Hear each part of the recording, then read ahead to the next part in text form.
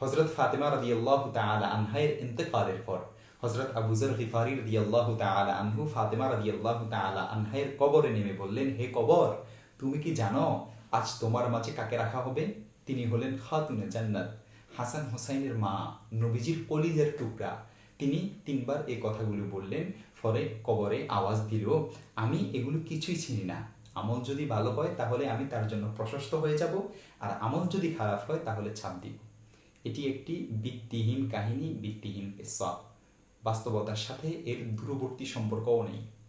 আমাদের জানা মতে কোনো নির্ভরযোগ্য হাদিস বা ইতিহাস গ্রন্থে এর কোনো সনদ উল্লেখ নেই।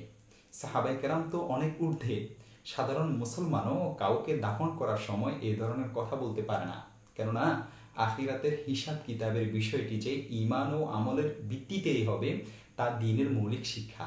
এছাড়া রাসূল করিম সাল্লাল্লাহু আলাইহি ওয়াসাল্লাম তার জীবদ্দশায় প্রিয়তম কন্যা ফাতেমা রাদিয়াল্লাহু তাআলা আনহাকে বলে গেছেন, হে ফাতেমা, জাহান্নামের আগুন থেকে নিজেকে রক্ষা করো, কেননা আমি উপকার ও অপকারের মালিক নই।